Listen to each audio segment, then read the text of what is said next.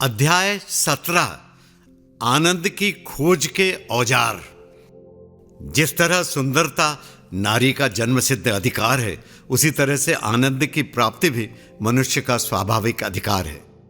सारी जद्दोजहद उस परम आनंद की प्राप्ति के लिए ही तो है जिसे हम ईश्वर या उपनिषदों के अनुसार चेतना कहते हैं। रास्ता कठिन भी है व सरल भी। कठिन इसलिए कि मन व मस्तिष्क चंचल है और एक सही राह पर चलने नहीं देता। भौतिक आकर्षण मन को विचलित करते रहते हैं और उसका तात्कालिक लाभ हमें लुभाता रहता है। सरल इसलिए कि हमें खुशी प्राप्त करने के लिए अपनी स्वाभाविक प्रवृत्तियों को ही विकसित करते रहना पड़ता है। इसमें तुरंत प्रतिफल नहीं मिलता है, पर बड़ा लक्ष्य प्राप्त करना हो तो दुर्गम रास्तों पर चलने का अभ्यास भी हमें होना चाहिए। ईश्वर असीम आनंद है, ये बात हम शास्त्रों में भी पढ़ते रहते हैं और ऋषि मुनियों से भी सुनते रहते हैं। उस परम आनंद तक पहुंचने के लिए हमें अपनी भीतरी शक्ति को विकसित करना पड़ता है, क्योंकि आनंद बाहर नहीं बल्कि मन के भीतर है। हमें जब बाहर जाकर कुछ ढूंढना होता है तो कुछ रास्ता तय करने की झंझट उठाने की ज़रूरत पड़ती है, पर जब खुद के अंदर ही कुछ ढूंढना है तो दूरी तय करने की समस्या से छुटकारा मिल जाता है। फिर भी मनुष्य उदासी, तनाव व दुखों से भरा हुआ दिखाई देता है। विकास करता मनुष्य भौतिक सुख सुविधाओं के भंडार तो अपने लिए खोल ले रहा है, पर आंतरिक खुशी से अपरिचित ही होता जा रहा है। दुनिया बड़ी व्यस्त हो गई है, लोगों को अपने परिवार के लिए भी वक्त नहीं मिल पाता। अपने खुद को भीतरी मन तक झांक कर टटोलने की प्रक्रिया तो एक दूर की कौड़ी है। ईश्वरत्व के प्रतीक असीम आनंद को प्राप्त करने की दिशा में कई औजार विद्वानों व ऋषि मुनियों ने ढूंढ निकाले हैं।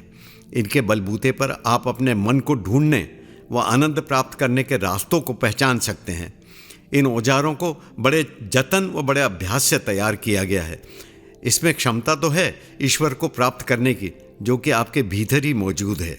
भौतिक सुखों के घेरों से निकलकर आंतरिक खुशी को ढूंढ निकालना एक विज्ञान भी है और कला भी। कला और विज्ञान का बेहतर तालमेल केवल सही मंशा व पवित्र भावों से ही हो सकता है।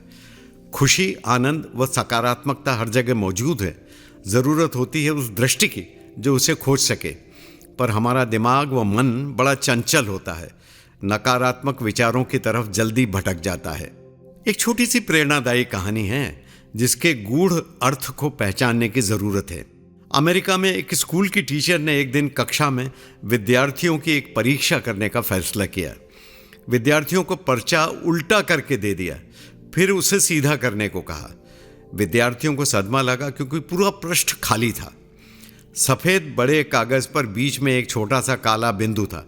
टीचर ने कहा, बच्चों, इस पृष्ठ को देखकर 300 शब्दों का एक निबंध लिखो। बच्चे अपनी तमाम रचनात्मक शक्ति से निबंध लिखने में भिड़ गए।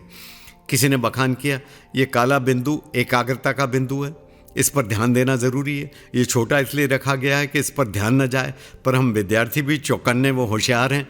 इसका महत्व व इसकी उपस्थिति हमारे दिमाग में छूट नहीं सकती। समय समाप्त हुआ, वह टीचर ने प्रश्न पत्र का हल मांगा। सभी बच्चों ने अपने निबंध मैडम को दे दिए। तब मैडम ने जो कुछ कहा वो गौर करने लायक है। मैडम ने कहा, देखो बच्चों, तुमने उस सफ़ेद कागज़ के विस्तृत क्षेत्र को नज़रअंदाज करके केवल उस काले बिंदु पर ध्यान केंद्रित किया और अपने शब्दों में अर्थ निकाले, पर किसी ने भी उस कागज़ के उजले पक्ष यानी विस्तृत, स्वच्छ, सफ़ेद व निर्मल क्षेत्र के बारे में एक शब्द भी नहीं लिखा। यही हमारे जीवन में भी हो रहा है। हम उपलब्ध भीतरी सुख के विस्तृत आयाम को पाने के बजाय दुखों के बिंदुओं पर ध्यान देते हैं और उन्हें ही बढ़ा चढ़ाकर अपने जीवन को काले आवरण से ढक देते हैं। खुशियाँ भी मौजूद हैं और भारी मात्रा में मौजूद हैं, दुख भी मौजूद हैं। अब चुनाव हमारा है कि हम चुनते क्या हैं। बच्चे अब समझ गए थे कि सकारात्मक दृष्टि रखेंगे तो जीवन सुखों की खान है और नकारात्मक दृष्टिकोण रखेंगे तो जीवन नरक का द्वार है। जीवन को खुशनुमा व सुखद बनाने के लिए कुछ सरल सूत्र व उपाय हैं और इसके लिए उपयोगी औजार भी उपलब्ध हैं। आइए इन औजारों के बारे में विचार करते हैं। नंबर 1, ज्ञान। सबसे पहला कारगर औजार है ज्ञान अर्जित करना। ज्ञान प्राप्त करने से मस्तिष्क के द्वार खुलते हैं। चीज़ें सही परिप्रेक्ष्य में समझने की कला में वृद्धि होती है। गलत सही का अनुमान ठीक से होने लगता है। अज्ञान का अर्थ ही होता है अंधकार। सनातन काल से ज्ञान का महत्व समझ लिया गया है। ज्ञान से ही बौद्धिक, मानसिक व दुनियावी विकास होता है। मानव विकास की यात्रा में ज्ञान सबसे कारगर अस्त्र माना जा सकता है। विद्या से ही विनम्रता आती है, विनम्रता से योग्यता बढ़ती है, योग्यता से आर्थिक समृद्धि का फैलाव होता है।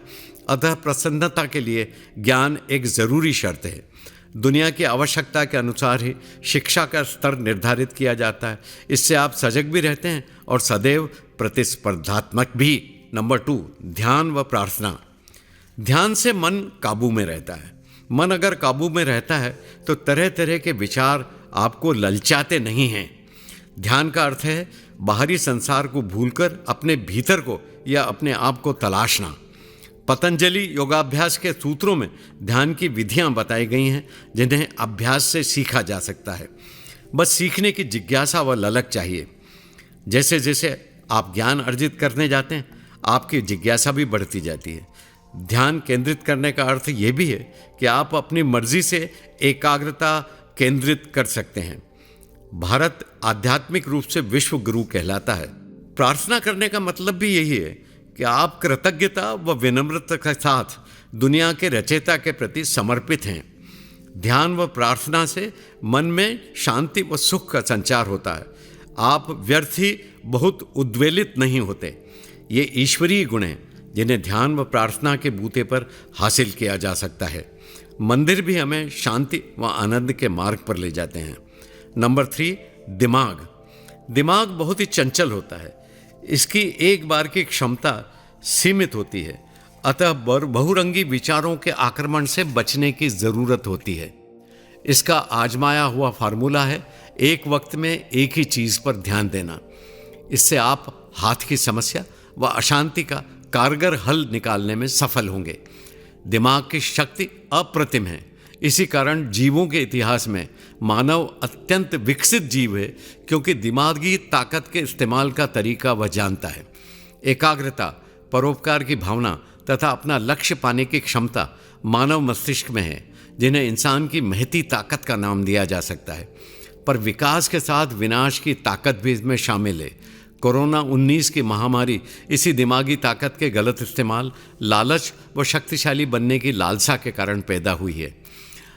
अतः दिमाग की ताकत को परोपकार की भावना से जोड़कर आंतरिक आनंद प्राप्त किया जा सकता है। दिमाग ऐसा औजार है जो सुखी जीवन के हमारे जन्मसिद्ध अधिकार की दिशा में हमें प्रवृत्त करा सकता है। नंबर 4, सार्थक बोलने व सुनने की कला।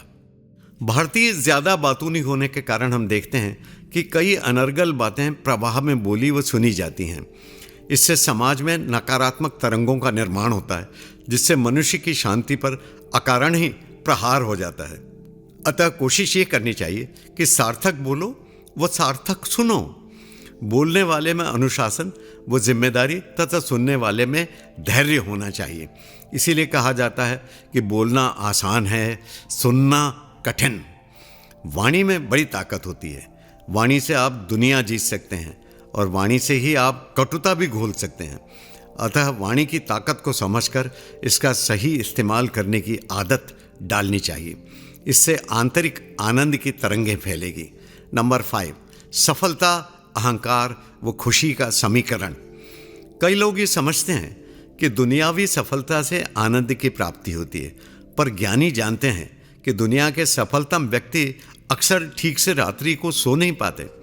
सफलता अपने साथ अहंकार लाती है।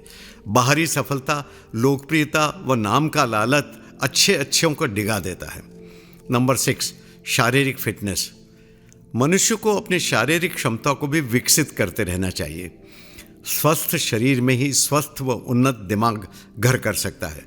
शारीरिक व मानसिक रूप से उन्नत व्यक्ति अपने परिवार, समाज, देश व मानव जाति का सच्चा प्रतिनिधि होता है। नंबर 7, साहस व निडरता। मनुष्य द्वारा अर्जित कई अन्य गुणों में साहस व निडरता सबसे बड़े गुण कहे जा सकते हैं। साहसी व्यक्ति ही समाज के दृष्टिकोण को सकारात्मक दिशा में ले जाने में समर्थ होता है। कायरता नकारात्मक ऊर्जा है। साहसी कार्यों से दूसरों को प्रेरणा मिलती है और ये परोपकार है। परोपकार की भावना बदले में प्रसन्नता की सौगात लाती है। नंबर 8, मन, वचन व काया। मन, वचन व काया जब प्रकृति से तालमेल बैठा लेती है तब वह ईश्वर के निकट पहुंच जाती है। यही तो मानव मात्र का उद्देश्य है।